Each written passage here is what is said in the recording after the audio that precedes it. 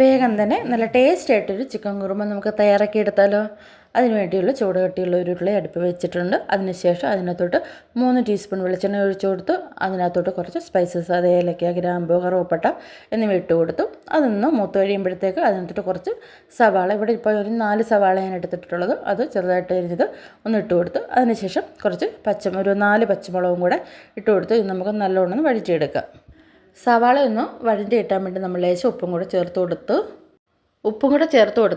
സവാള ഒന്ന് വഴറ്റി വന്നു കഴിയുമ്പോൾ അതിനകത്തോട്ട് നമ്മൾ ഒരു ക്യാരറ്റ് കട്ട് ചെയ്തും കൂടെ ഇട്ട് കൊടുക്കുകയാണ്. അപ്പോൾ ക്യാരറ്റും കൂടെ ഇട്ട് കൊടുത്ത് ആവിയിലിരുന്ന് ക്യാരറ്റും സവാളയൊക്കെ നല്ലതുപോലെ വഴറ്റി വന്നതിന് ശേഷം കുറച്ച് ഇഞ്ചി വെളുത്തുള്ളി പേസ്റ്റും കൂടെ നമ്മളതിനകത്തോട്ട് ചേർത്ത് കൊടുത്ത് നല്ലതുപോലെ ഇളക്കിയെടുക്കണം. അപ്പോൾ ആ ഇഞ്ചിയുടെ വെളുത്തുള്ളിയുടെയൊക്കെ ഒരു പച്ചമണം മാറുന്നതിന് വരെ നല്ലോണം ഇളക്കിയതിന് ശേഷം ഇതിനകത്തോട്ട് ഇനി ഞാൻ മസാലകളാണ് ചേർത്ത് കൊടുക്കുന്നത്.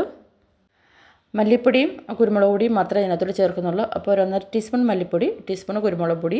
അപ്പോൾ കുരുമുളക് പൊടി നമ്മൾ പിന്നീട് ഇടുന്നുണ്ട്.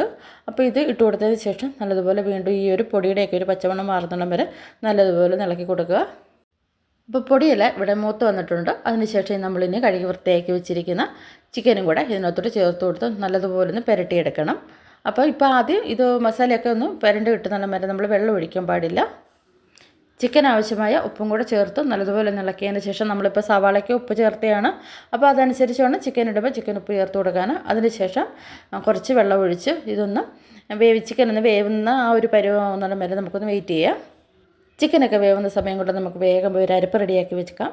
അതിനുവേണ്ടി ഞാൻ 1.5 കപ്പ് തേങ്ങ എടുത്തിട്ടുണ്ട്. അതിനകത്തോട്ട് 3-4 കഷ്ണം ചെറിയ ഉള്ളിയും കൂടെ ഇട്ട് കൊടുത്ത് നല്ല വെണ്ണ പരുവത്തിന് ഒന്ന് അരച്ചെടുത്തിട്ട് വരാം. ഇനി നമുക്ക് ചിക്കൻ എന്തായെന്ന് നോക്കാം. ചിക്കൻ ഇപ്പോൾ അത്യാവശ്യം വെള്ളമൊക്കെ ഇങ്ങനെ വറ്റി വരുന്നുണ്ട്. ഇനി ഇതിനകത്തോട്ട് ചെറിയൊരു തക്കാളി മതി. അതിനോടൊപ്പം തന്നെ ഉരുളൻകിഴങ്ങ് ഞാൻ ഇത് നേരത്തെ വേവിച്ച് ഇങ്ങനെ ഉടച്ച് വെച്ചിരുന്നതാണ്. അപ്പോൾ അതും കൂടി ഇട്ട് കൊടുത്ത് നല്ലതുപോലെ ഒന്ന് മിക്സ് ചെയ്തെടുക്കാം.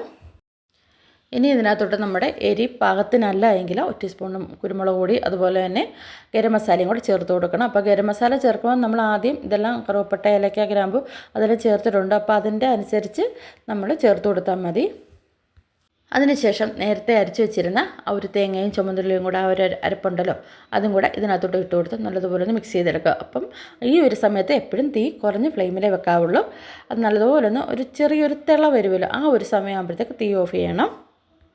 ഇനി നമുക്ക് ഒരു വറവലുണ്ടാക്കണം. അതിനുവേണ്ടി ഒരു ചട്ടി അടുപ്പ് വെച്ചിട്ടുണ്ട്. അതിനുശേഷം അതിനകത്തോട്ട് കുറച്ച് കാഷ്നട്ട് ഇട്ട് കൊടുത്ത് അതൊന്ന് മൂത്ത് വരുമ്പോഴത്തേക്ക് അതൊന്ന് മാറ്റിയതിന് ശേഷം കുറച്ച് ചെറുതായിട്ട് അരിഞ്ഞ ചെറിയ ഉള്ളിയും അതുപോലെ തന്നെ 2 പച്ചമുളകും കൂടെ ഇട്ട് കുറച്ച് കറിവേപ്പിലയും കൂടെ ഇട്ട് കൊടുത്ത് നല്ലോണം മൂപ്പിച്ച് നമുക്ക് ഈ ഒരു കുറുമയ്ക്കകത്തോട്ട് ഒഴിച്ചു കൊടുക്കുക. അപ്പോൾ ഈ ഒരു മണം കുറുമയ്ക്കകത്തോട്ട് ഒഴിച്ചു കൊടുക്കുമ്പോൾ തന്നെ നമ്മൾ പെട്ടെന്ന് ഒന്ന് അടച്ച് വെക്കണം. ആ ഒരു മണം അതിനകത്ത് തങ്ങിയിട്ട് പിന്നെ തുറക്കുമ്പോൾ നല്ലൊരു മണവും അതുപോലെ നല്ലൊരു ടേസ്റ്റുമാണ്. അങ്ങനെ വളരെ വേഗം തന്നെ നല്ല ടേസ്റ്റായിട്ട് ചിക്കൻ കുറുമ ഇവിടെ റെഡി ആയിട്ടുണ്ട്. അപ്പോൾ എല്ലാവർക്കും എൻ്റെ വീഡിയോ ഇഷ്ടമായെന്ന് കരുതുന്നു. ഇഷ്ടമെങ്കിൽ ലൈക്ക് ചെയ്യുക, ഷെയർ ചെയ്യുക. Happy Christmas.